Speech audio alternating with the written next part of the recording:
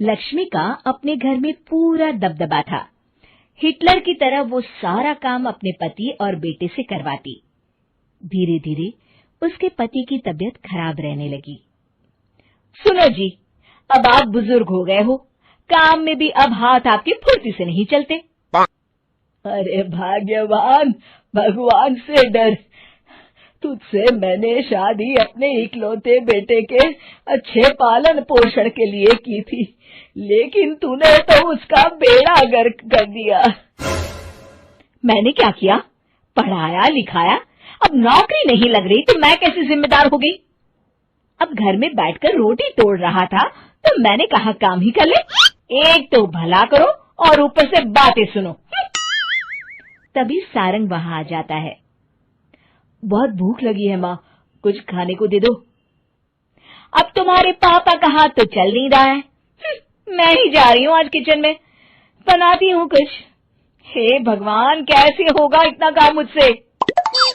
Lakshmi kitchen में काम कर रही होती है कि तभी अचानक उसे आइडिया आता है। अरे मैं भी ना, अरे यहाँ तो फ्री की नौकरानी ला सकती हूँ मैं, फिर मैं क्यों खाना बना रही हूँ?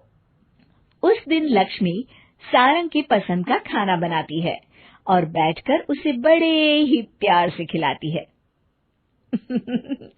खा ले बेटा, खा ले, पेट भर के खा ले। अरे रुक, मैं तेरे लिए ना गर्मा गर्म रोटियां लाती हूँ।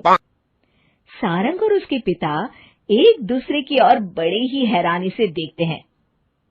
बेटा सारंग, जरूर दाल में कुछ काला है, वरना ये औरत तो हमें बासी खाना भी सुकून से ना खाने दे। सुनील की बात लक्ष्मी सुन लेती है और जोर जोर से चिल्लाने लगती है।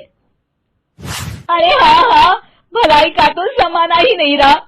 एक तो आग में खुद को जलाकर तुम लोगों के लिए खाना बना रही हूँ और ऊपर से तुम्हें दाल काली लग रही है। अरे माँ, पिताजी का ये मतलब नहीं था, तुम बुरा मत मानो। अरे हाँ बेटा, तू कहता है तो मान लेती हूँ। लक्ष्मी सारंग के पास बड़े ही प्यार से बैठ जाती है और फिर कहती है, बेटा मैंने ना तेरी शादी करने की सोच ली है। अब तेरे पिताजी के हाथ भी नहीं चलते, तो सोच रही हूँ तेरे लिए बीवी ले आऊं। अब पता नहीं ना मैं भी कब मर जाऊं। अब ऐसे भाग्य भी कहाँ है हमारे। क्या कहा? अरे हाँ, तुम तो चाहते ही हो कि मैं मर जाऊं, लेकिन मैं अपनी प्यारी बहू का चेहरा देखे बिना नहीं मरूंगी। हाँ माँ, शादी तो मैं कर लूं, लेकिन मैं नौकरी नहीं करता, फिर कोई क्यों देगा मुझे अपनी बेटी? अरे क्यों नहीं देगा बेटी? इतना बड़ा घर, खेल खलियान है, किस चीज की कमी है हमारे पास? जो आएगी राज करेगी, राज।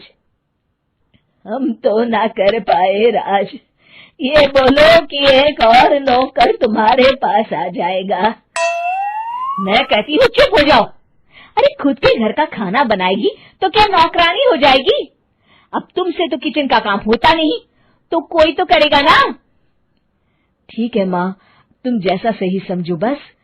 अब मेरी एक शर्त है, लड़की जो भी हो वो दिखने में कैसी भी हो या कहीं की भी हो, बस पढ़ी लिखी होनी चाहिए। अरे हाँ, ला देंगे पढ़ी लिखी बेटा, मैंने कौन सा काम करवाना है उससे। हाँ। और फिर एक दिन पास के गांव की ही रति से सारंग की शादी हो जाती है। रति दिखने में बहुत ही सुंदर थी, साथ ही साथ काफी पढ़ी लिखी थी। रति को लक्ष्मी के सौतेले होने की बात पता नहीं थी। शुरू में जब रति ने सारंग को घर का काम करते देखा तो हैरान रह गई। अरे ये तो अच्छी बात है कि आप घर का काम करते हैं, लेकिन मैं तो घर में ही हूं ना, आप क्यों कर रहे हैं जी? जाइए, आप नौकरी के लिए अप्लाई कीजिए ना। तभी लक्ष्मी वहां आ जाती है। अरे रति बहू, करने दे उसे काम। और हाँ, मेरे घर के कुछ नियम है, कायदे हैं, यहाँ बीच में ना ही बोलो तो तुम्हारे लिए अच्छा होगा। रति को लक्ष्मी की बात कुछ अजीब सी लगती है।